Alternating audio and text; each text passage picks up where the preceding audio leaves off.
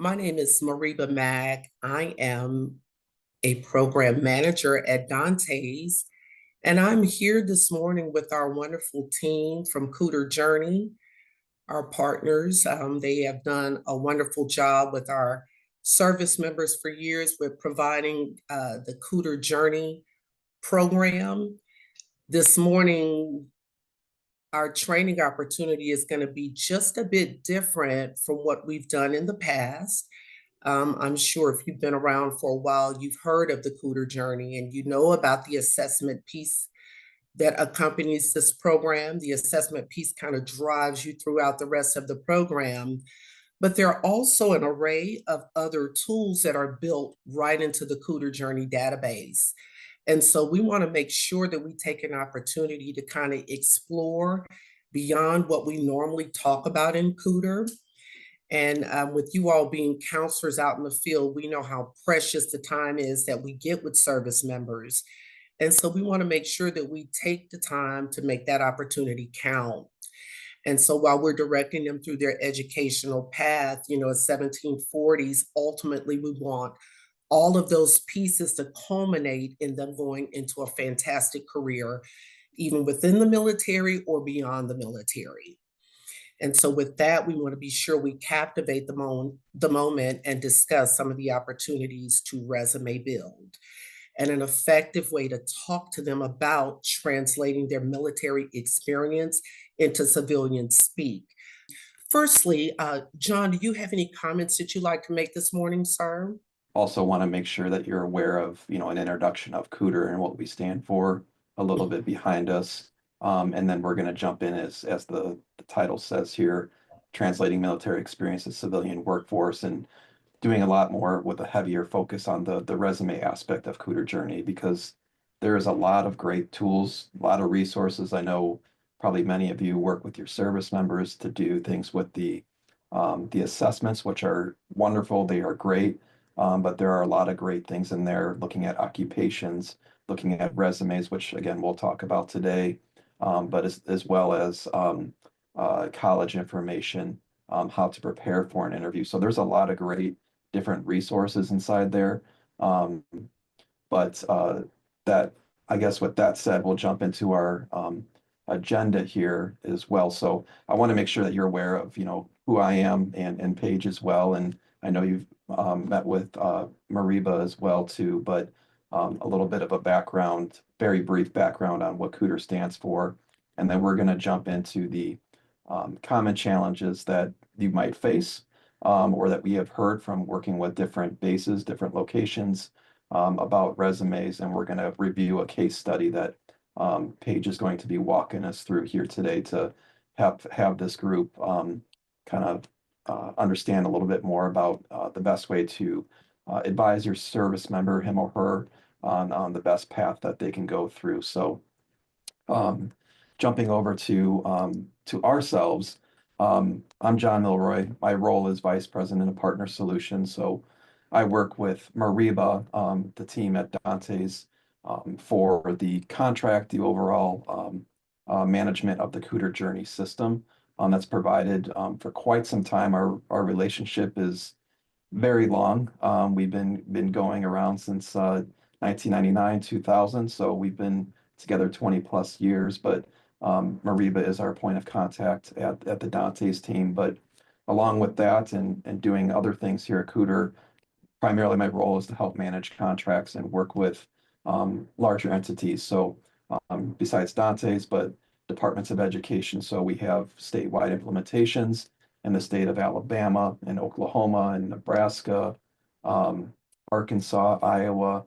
So I work primarily domestically with a lot of these state agencies, either workforce, departments of career tech, or departments of education.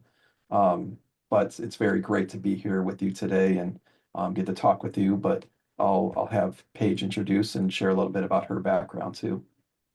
Sure. Thanks, John.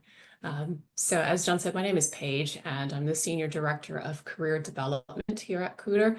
My background is all around career counseling, whether that's supporting individuals or supporting organizations has been my passion and my career. Luckily, they're one and the same for the last 15 plus years. I've also worked internationally, both in Australia and in the Middle East, in Qatar, and really excited to be here with you all today. The idea for this topic came a little bit both from a personal and professional point of view. My brother actually is retiring from the Army after 20 years this year. And I've been working with him on this exact topic. How does he translate that military experience to a civilian resume? So he's never worked in civilian workforce before. So kind of was talking with Mariba a little bit about, is this something we should expand on? So really happy to bring this topic to you today. Perfect. So, with that said, a little bit, I know there's a lot of great options. There's a lot of different programs out there about career development, helping service members go on to the next stage of their life.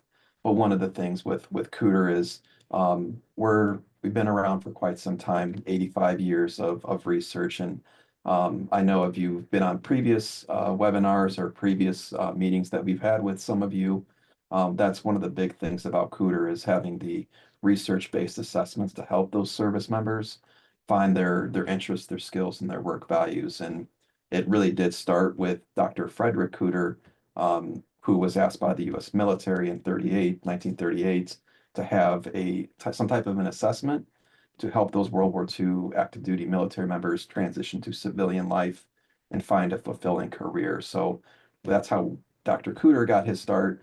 And obviously the company Kuder has been doing quite some work with, as I mentioned, different agencies, but also schools, workforce development, government entities about having either young students, adults, service members being able to have a resource that is reliable, that's valid, and they can use that to go to the next stage of their life, whether that is straight into education or straight into the workforce. But we've worked to have different custom programs that have been crafted to meet the needs of those that are in the US here or abroad. As Paige has mentioned, she's worked outside the US as well. We've partnered with different agencies around the globe, 10 different countries plus have partnered with Kuder, and also being able to have a program to support not only service members, but those that work with them in a program called ICAD, which we'll touch on here in a little bit as well, but professional development for you, the counselor who works with those individuals on a daily basis. And there's been quite a few people that have used the Kuder name, whether it be through Kuder Journey or through a different name or a likeness, but we've had our finger on the pulse for quite some time. And we're lucky to have our research faculty, people like Paige, experts in their field, come to sessions like this and work with different groups to make sure what you are using, what your service members are using is the best, hands down. So with that, I want to make sure that you are aware of what is available to you. So on the far right there, this slide will come up at the end as well. And I think I saw Aaron put into the chat a landing page as well. I'll put in a different link as well too, but on the far right, that would be where you would go to you or your service member to log into Kuder Journey for Dante's members and Dante's staff.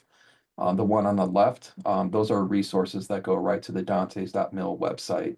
So there's a lot of great resources that the Dante's team already has out there.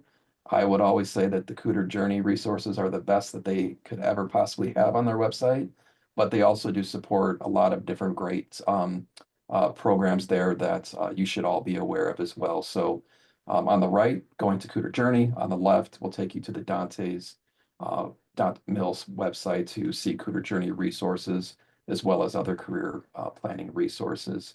But just so you all are aware as well too, if you have not had the opportunity to use Kuder Journey yet, there is a lot of great resources, as I mentioned before, with resumes, with how to prepare for interviews, careers, assessments, being able to have that all organized in a central location so they can have all that information to, again, go on to the next stage of their life. But they will always have access to this.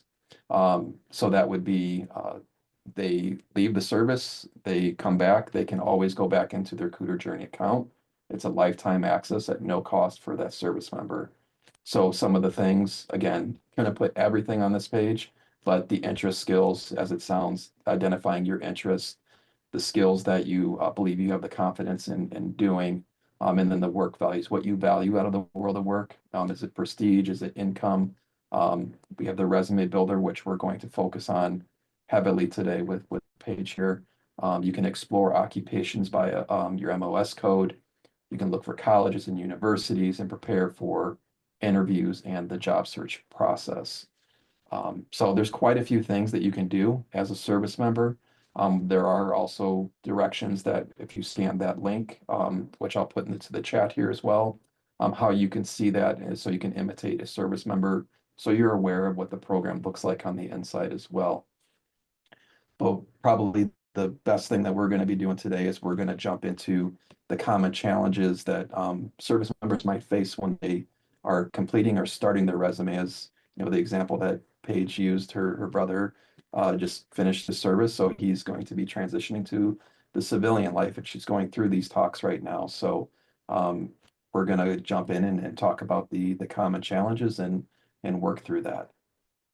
Great. Thanks, John.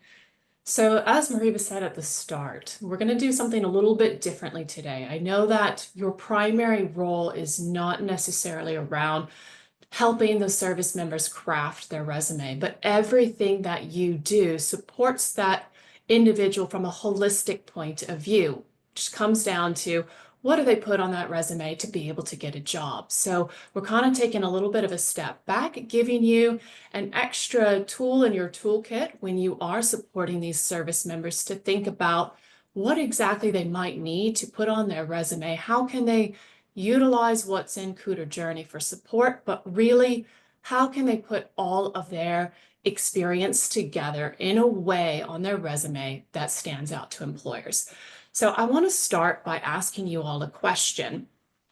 What are some common challenges that you see service members experience whenever they are writing their resume and applying to civilian jobs? And again, I know that this might not be the main focus of your role, but those of you who have served, maybe you have your own personal experience.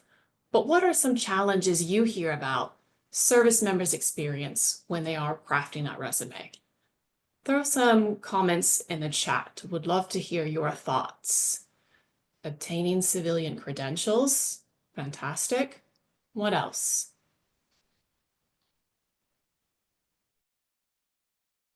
Other challenges you hear about.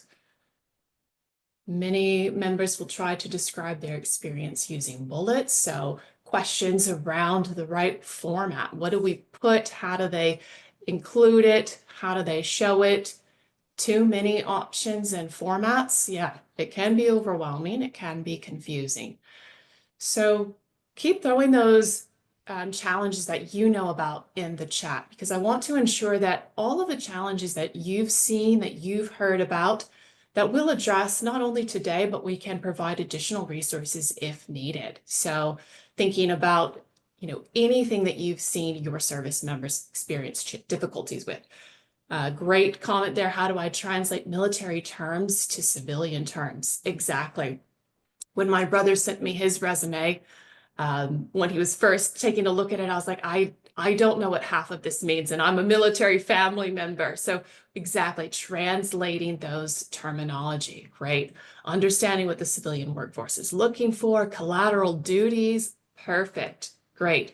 Using a lot of abbreviations, acronyms, excellent. Okay, so you all have a sense for some of these challenges. What we're going to then talk about is how to overcome these challenges and turn them more into opportunities for these service members.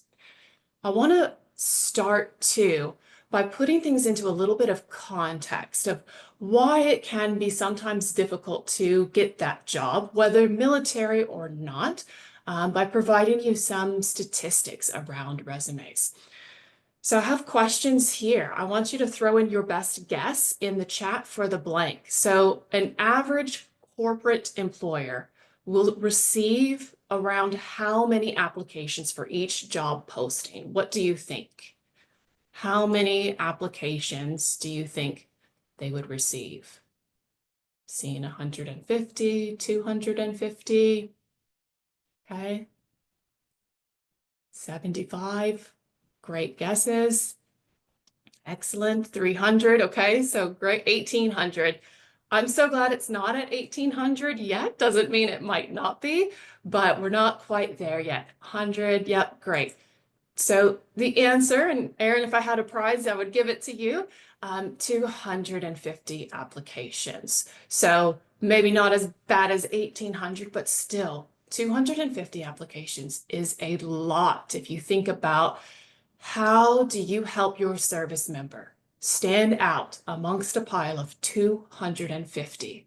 So that's a big challenge for anyone. So we're going to talk about how do you help them become top of that list. Next question, true or false? Put your answer in the chat. Some employers will utilize a tool called an applicant tracking system, which scans applications for keywords and will essentially reject any that don't have those keywords. Yep, everyone's putting true. Yep, you're correct. That is true. So when you think about these large employers getting hundreds of applications, they've got to find an easy way to narrow down this list. It's not feasible to look through 250 applications. So many employers will utilize what is called an applicant tracking system, or ATS. What that does is it will automatically scan for the keywords that they are looking for in their job description.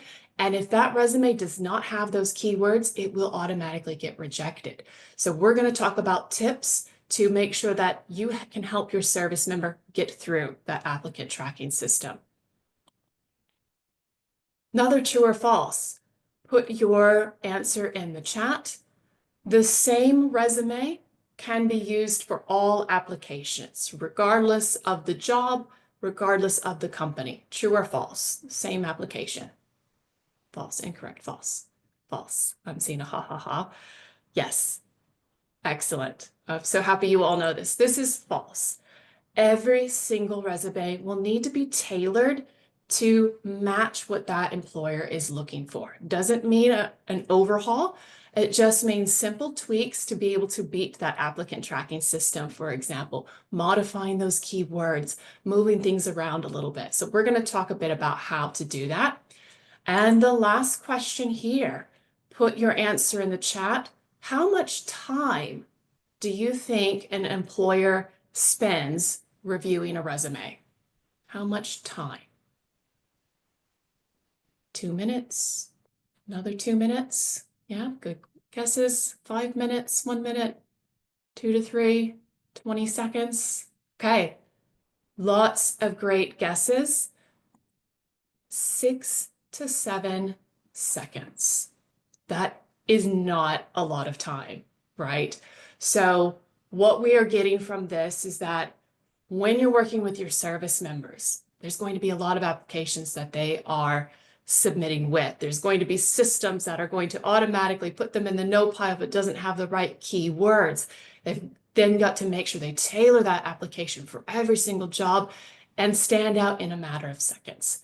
Sounds overwhelming, but it's not. We're going to talk about strategic tips so that you can really help your service members not only get through this, but at the end, get the job that they really want. Help fulfill their dream, their passion, and making that transition from the military, or if they're looking to stay within government, we're just trying to help them achieve that, get that job that they're really looking for. So let's dive into it.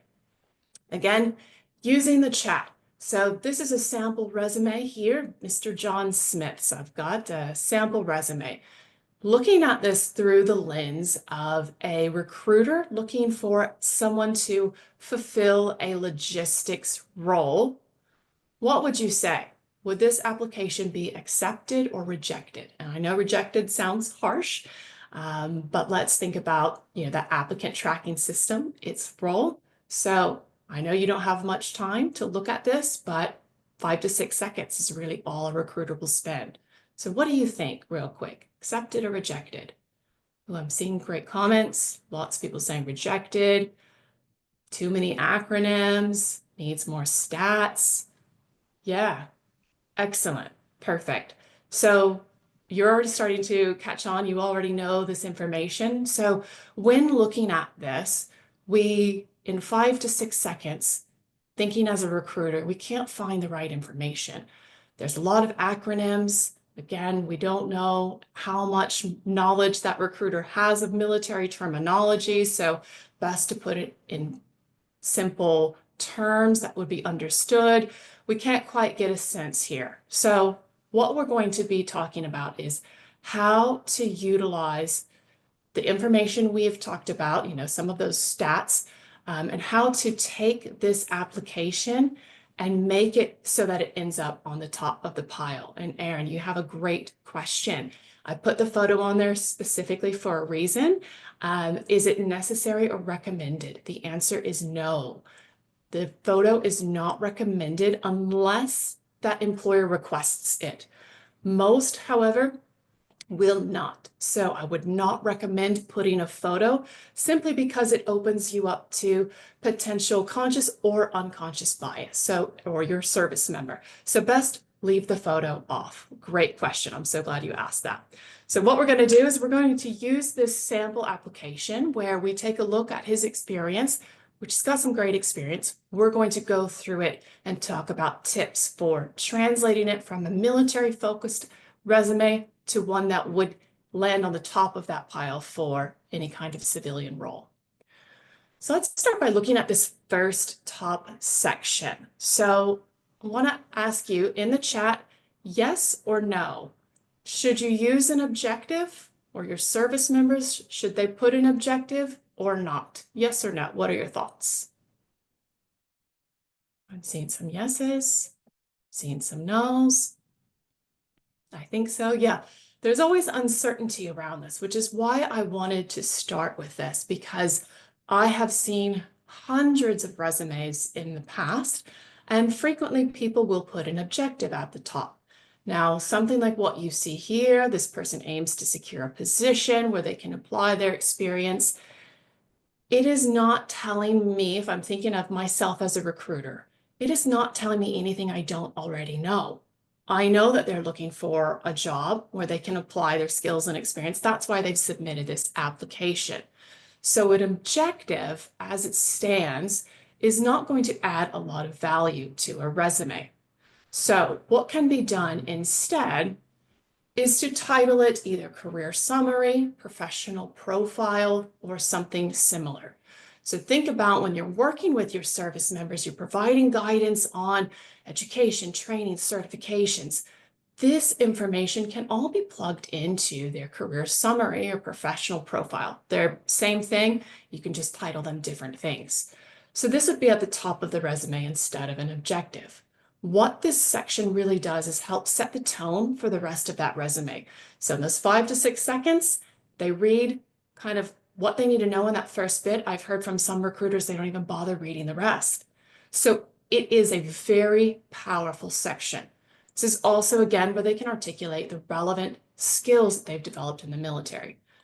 So let's look at how do you help your service member craft that career summary? And again, even if your role isn't working directly with them on resumes, think too about how the guidance you are providing them about certifications, background, education can be incorporated into this career summary to support the holistic individual in obtaining that job they want. So the basics of a career summary, 2 to 3 statements, no more than that. We're not writing a paragraph, very short. No personal pronouns. If you saw in that sample, it said, I am looking, no personal pronouns, no I or my, keep it short, keep it punchy. Remember, 5 to 6 seconds is all they have. So inform your service members not to waste that time on words that aren't needed. So let's look at the structure of this. First sentence of a career summary is really that introduction of your service member and maybe something about relevant experience. So who are they? Maybe they've got logistics experience in the military. Maybe it's 10 years of logistics experience. So that might be the first statement. Mine, for example, would read career counselor with over 15 years experience, just as I introduced myself on this session. You want to catch them right from the front. Tell them a little bit about yourself. So again, when you're guiding your service member, think about those questions. Second sentence, help your service member identify what relevant skills they have. And relevant is the key word. This comes back to tailoring the application for every single job they apply for. So what one employer is looking for, maybe it's leadership, maybe it's communication, maybe it's teamwork. This is where they can translate and tailor any of their military experience to highlight those relevant key words in that second sentence, utilizing strong words such as proven ability, experienced, and I'll give you a sample on the next slide. The third sentence is optional, 2 to 3 sentences max. 2 might be sufficient if your service member has more information that they want to talk about. This is where they could mention it. So again, thinking about if they have some extra certification that you've kind of guided them, they think they want to take, they're undertaking this extra certification, this might be where it goes. Certified in whatever skill set it might be. Think about any unique differentiators. Again, coming back to me as an example, I might mention something about my global experience. Again, just as I did in the introduction to this webinar. So anything that helps your service members stand out from those 250 other applicants. I encourage you, all of you, if you would like, take a screenshot of this slide, because this is something you can show directly to your service member, utilizing those questions to guide their thought process when they're coming up with that career summary. So looking at Mr. John Smith's resume I showed you at the start, had the objective that said, I am looking to do this. This would be the same experience rewritten. Highly organized and detail-oriented Army logistics professional with over 18 years of experience in operations planning, supply chain coordination, and transportation management. Skilled in risk assessment, supply tracking, and people management with a strong ability to adapt to dynamic environments. So this is using that same person's resume, the same background that they've got. We have just expanded on it. So you can see simply with these couple of statements, 5 to 6 seconds, this can really help your service member stand out more. So I'm going to move on. Feel free, if you have questions, plug them in the chat. So the next section, we've got experience here. So we've already updated that career profile there on the top. Now we're going to look at experience. This is really kind of the meat of someone's resume. So how do we, again, help that service member take their military experience, which is so incredibly valuable and unique in and of itself? How do we help them translate that to the civilian workforce? So we can see here in this experience, we've got a variety of different roles. We see kind of a statement. We've got a bit of paragraphs. I was responsible. So let's think about how we can support our service members again to rephrase that so that it does stand out. The first thing I want to start with is, what do you include in that experience section? And this is also where Kuder Journey will really be helpful, because it does have categories already built in that your service member can go in and plug in their experience. So it makes it a little bit easier. But I essentially will tell people any kind of opportunities that you've engaged in, whether it was military roles, deployments, internships, if they've been part of any organization or club. My brother, for example, was Boy Scout leader for his kids. So, that would be something to include. I saw earlier in the chat collateral duties. So that might be something to include. Now, this doesn't mean every single thing starting from the person's, high school time on. You want to ensure that your service member tailors what they are putting and makes it relevant to the role they are applying for, but help them to really think about everything that they have done and how, again, it could translate to a civilian role. So let's talk about some of the basics for articulating experience. If you saw in that sample, Mr. John Smith's resume, it was written in paragraph format. In 5 to 6 seconds, no one can read that very clearly, right? So we want to use bullet points. 3 to 5 is the maximum. I usually think 4 is kind of the sweet spot, but if it's an older role, not as relevant, 3 is sufficient. Sometimes maybe even just one less, might even be 2. 3 to 5 bullet points. Keep it easy, keep it punchy, keep it concise. You want to encourage your service member to start off each bullet point with a strong action verb. Words like led, delivered, organized, planned. Talk with them when you're working with them. When you get that opportunity to sit with them, think about, what do they do? What skill does that demonstrate? Make sure that they are starting each bullet point with those strong action verbs. And this is where it can also be tailored for the specific organization. So looking at the job description, using the same keywords they used. You want to make sure not to use military jargon here. I'll talk more about that, but starting off with strong action verbs. Now, I always want to caution, avoid using words that are weak sounding, like helped and assist. These are words I see frequently used because people will say, well, I didn't do it all by myself. I only helped or I only assisted, which is great. But we want to ensure that our service members are really demonstrating their skills. So if it's helped write logistics plan, instead of helped write, it could be co-wrote logistics plan. If it's, helped coordinate, it could be coordinated alongside leadership. So make sure, again, we are showing those skills. We're helping those service members really stand out. Another tip when they are working on their experience is to use qualitative and quantitative adjectives to really convey their scope of work. So I have read many resumes in the past that will say simple things like conducted a training.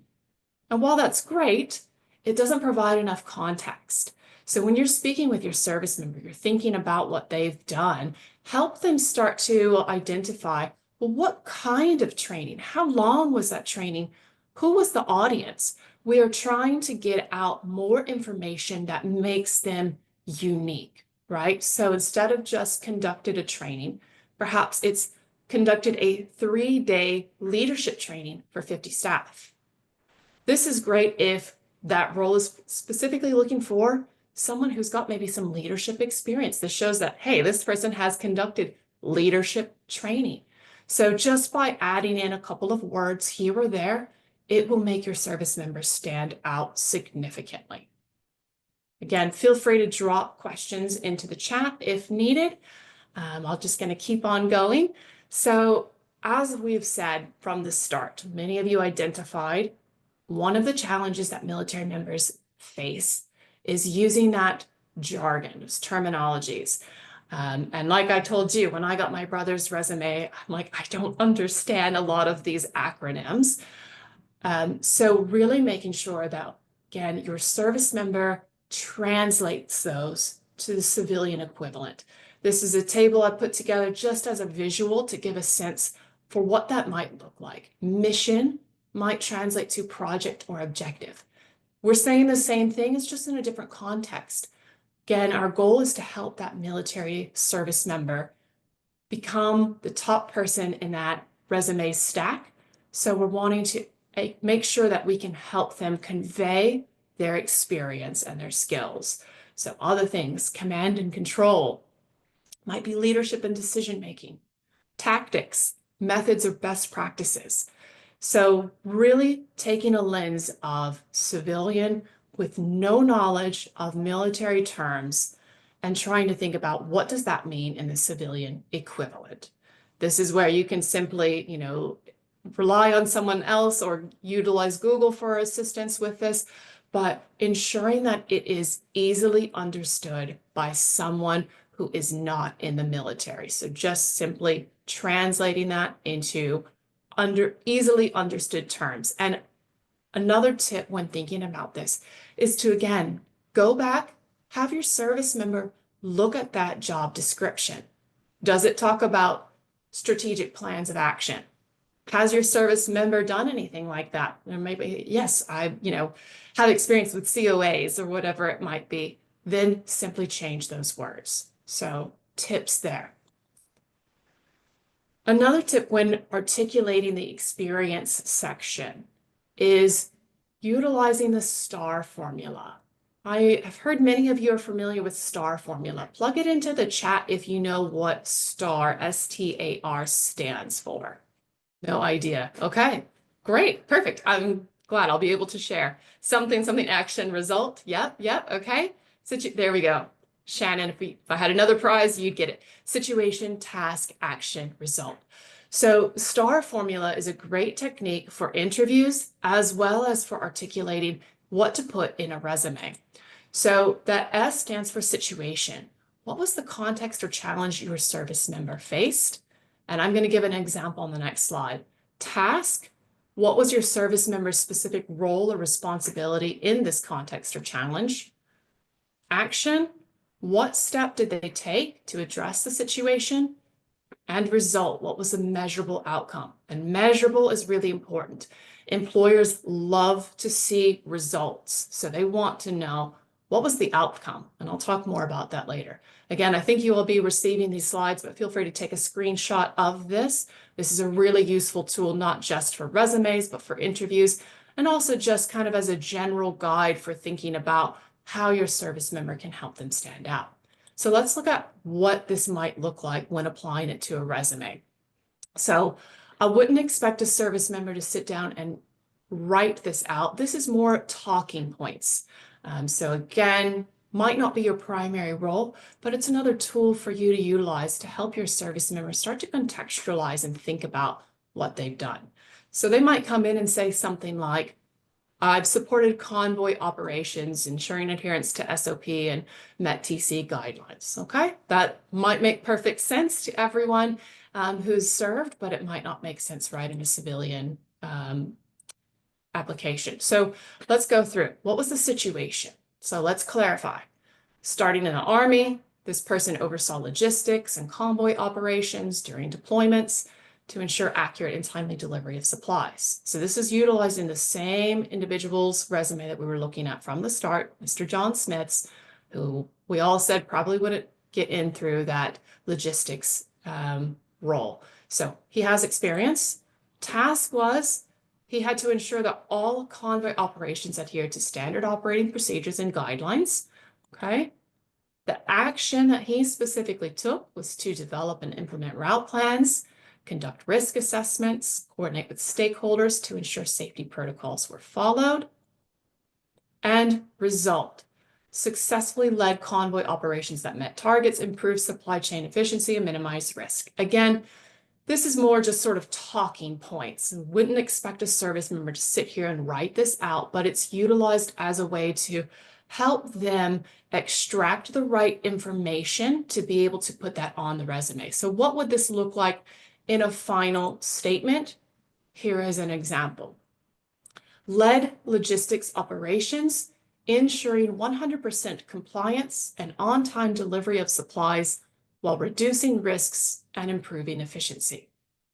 So if we are thinking back to the role of us as a recruiter, maybe we're a recruiter for Amazon looking for that logistics role, we see the final statement, and that's a yes, right? That would go automatically into accept. We see led logistics, they've got compliance and 100% compliance.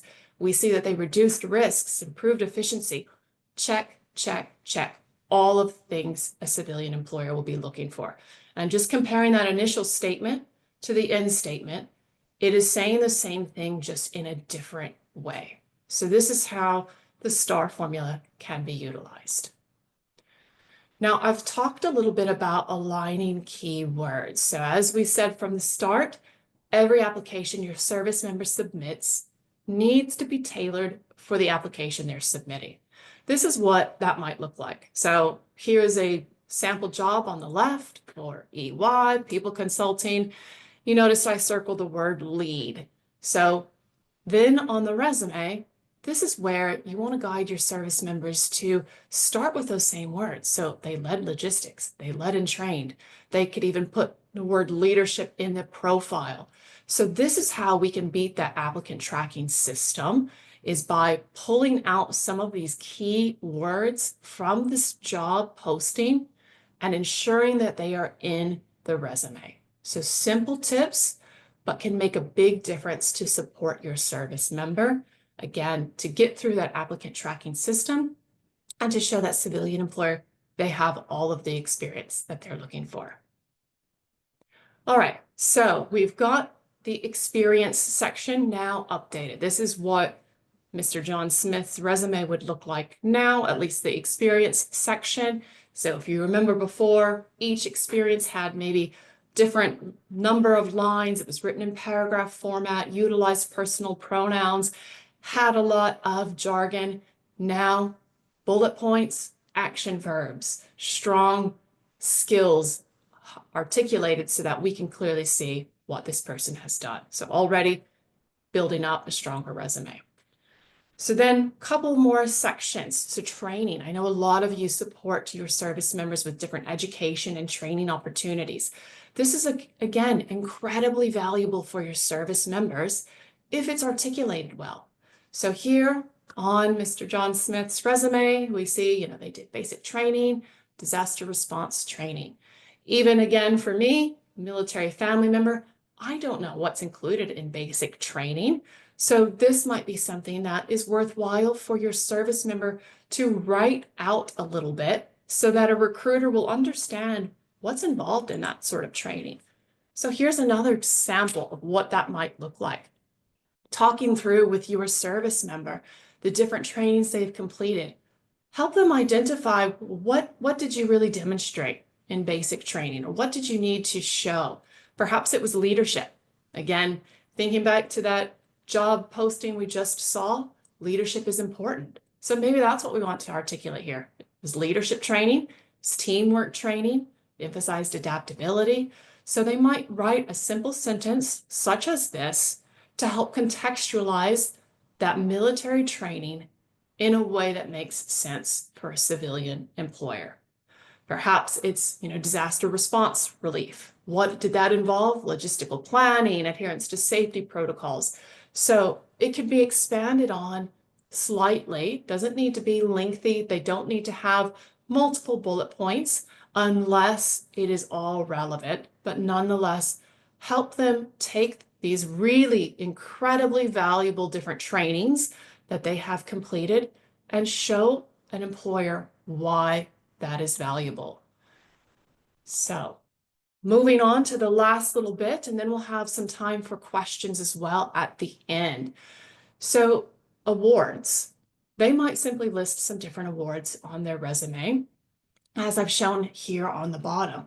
Now, this again, for someone who doesn't have that experience in the military, might not understand what this is. We might not have a sense of why was this person awarded it? What does it demonstrate? But a civilian employer would like to see that. So by simply doing the same thing, taking the award and providing a brief explanation that helps that civilian employer to understand what they received that award for. For example, Bronze Star Medal, awarded for meritorious leadership during combat operations, managing a team of 500 personnel under challenging conditions to achieve mission success. It might not need to be as lengthy as that, but what we're wanting to help that civilian employer understand is, why did they receive this award?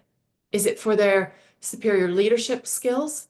Is it for thinking quickly on their feet, being adaptable? What was the award given for? Because that skill is going to be transferable. We want them to know, hey, this person has excellent leadership skills or has excellent teamwork skills, because that is transferable to any type of organization. So by writing a brief statement, helping your service member to think about, why did they receive that award? What was it for? Just simply writing something out, you again will help them to elevate their application even further. Here's some examples, additional examples. So exceptional leadership, outstanding leadership, performance, whatever those might be. So this is taking what we saw from Mr. John Smith's resume and just expanding on that a little bit further. So to show you the before and after. Now, again, I should say what I've gone through is not an exhaustive list. Of course, education would need to be on your service member's application, but really wanted to highlight key points that you can think about. Again, when you're working with your service member, think about them in that holistic point of view, how everything culminates to this resume to then help them find that job of their dreams that they're looking for. So if we look at what we saw on the left, this is what we started with. We have the photo, the paragraphs, the personal pronouns, a lot of acronyms, no bullet points, no explanation for a lot of these things. This application on the left that we all decided probably would not get accepted for that logistics role. And then we see how we have modified it on the right. Now it's got the right information. It's got those key words. It's been tailored for that organization. It should pass that applicant tracking system because they've utilized those correct key words. It's got quantifiable, qualified details as well. So it helps the employer to get a sense for the context and starts with that really strong career profile, setting the tone for their resume. So pretty big difference there. Same person, same experience, just a different look and feel. Now, while we're talking about look and feel really quickly, Kuder Journey, if you have not explored that resume section with your service member, I encourage you to do so. It does the formatting for you, which is really great because I have spent personally and with those I've helped a lot of time dealing with tabs and spaces and getting the right order and changing margins. That's a waste of time when this system is set up to already do that for you. So same thing too with the different sections. It's got already sections identified that your service member can just go plug in their experience. It can also allow them to create custom sections. So if they want to have a section just for these trainings, they can plug that in. So it takes the hard part out of all of the formatting, and it just allows your service member to focus on the meat of their resume. How do I put into the right words what that employer is looking for? I see a question in the chat, formatting question. Should we actually bold those keywords in the body of the resume? So I'll go back to this slide. That is optional. I will say in 5 to 6 seconds, if it is a person who is looking at the resume, it does stand out more. So it's not going to hurt your service member if they bold the keywords, but make sure that they don't go crazy and bold too much or underline or use different colors. Just keep it simple and maybe not even as many keywords as I did. I just wanted to ensure that it stood out for this purpose. So again, it is optional. It wouldn't necessarily detract if it's not overutilized, and it could actually help if it's an actual person who's taking a look at that application versus the applicant tracking system. Great. All right, so just to sort of summarize what we have talked about today, and then I'll open it up for other questions. So things your service members should do when they are crafting their resume for whether it's civilian job or just sort of the next role, they should use that professional profile. Again, I have heard from multiple recruiters, multiple HR individuals, when they read everything they need to know in that profile, they don't bother reading the rest. It is incredibly powerful. So do utilize that. Do help your service member focus on those transferable skills. Again, everything they have done during their time in the service is valuable. It's just how they articulate it. What skills does it demonstrate that can be transferable to the civilian world? Teamwork, working under pressure, communication, collaboration, all of these things are fantastic and any employer would want to see. So make sure they focus on those transferable skills. Utilize the STAR formula if needed to help guide them to think about how they should write their bullet points. Do use the same terms as in the job description. I know it sounds kind of odd, and I've heard from some people they feel like it's cheating. It's not. Because they will frequently utilize things like this applicant tracking system, you have to make sure that They are explicit in their wording. Use the exact same key words that is utilized in that job description.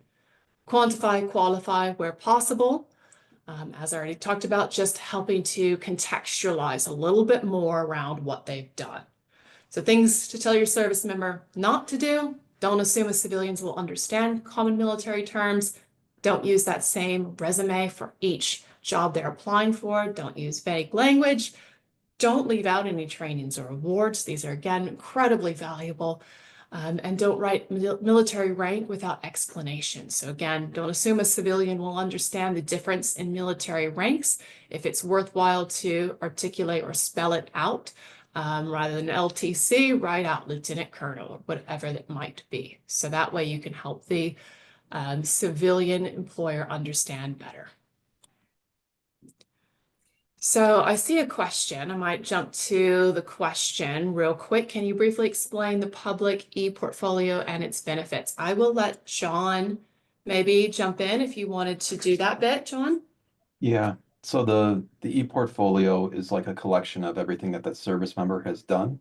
So besides keeping their resume in there, they can include their assessment results, they can include their occupational, everything that the service member has done inside their Kuder Journey profile can be shared with an external individual. So it's a electronic, as it sounds, it's an electronic portfolio that they can serve. It's a private link. The service member would have to initiate that and include that maybe in their resume as a body of work that they've done. Service members could include documents. So if there was an award or if there was things that they wanted to prove that they have accomplished that, or basically an example of a prior experience or prior work, they can include that in their portfolio. So again, it's a great resource to be able to have, not just for the resume that Paige was talking about, but being able to include all their career preparedness, either documents or assessments or occupational searches or contact information as well. So it's a private portfolio that the service member can externally share. Thanks, John. And I skipped over this slide. I'll just highlight very quickly some of the trainings that we do offer through our professional development division called ICAD. And really what the topic was that we just went through goes into more depth in something like the employability skills, micro-credentials. So I just wanted to highlight some of our professional development training that we do offer. And that really brings us to the end. Thank you all so much. Are there any questions, feedback, or Mariba, shall I hand it over to you? Yeah, thank you so much, Paige, and brava, beautiful job as always. John, thank you so much for your time today. Spending time with our collection of counselors out in the field is a special benefit. We appreciate you for being here, sir. Yeah, you're Yeah, very welcome. I noticed certainly. Mr. Johnson asked a question if you could go back to the star slide for a moment. Yes, Paige, just wanted to take a quick screenshot. Yeah, I can show them. I was just There trying you to go. find this. Perfect. Yeah. And then also looks like Miss Ruiz, would you recommend LinkedIn for this or for a website? Were you referring to the e-portfolio, or could you expand a little bit on that?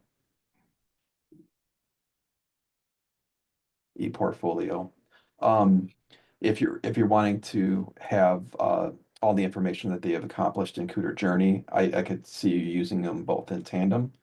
So if you're wanting the Yep. public to know, you could have your Kuder Journey on one side and be able to include pieces that you have done as you were getting ready to transition out. So if you were Army, Marines, or whatever branch of service that service member was at, being able to have all that information in a collection and be able to transfer that over to LinkedIn would be a good move. But I would see it being used in tandem. I don't know, Paige or Mariba, if you have a different thought on that, but that's the way I see it, at least.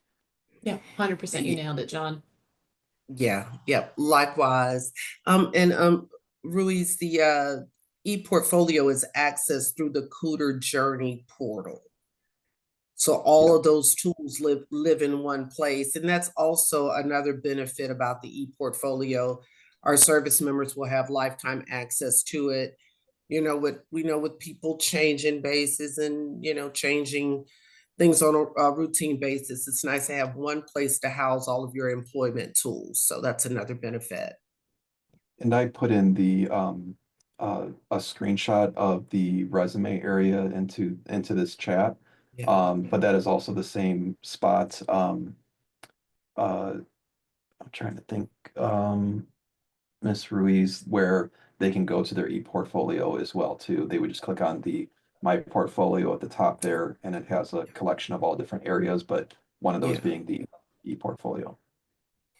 And just Yeah. And to mhm, go ahead, mhm. Maria.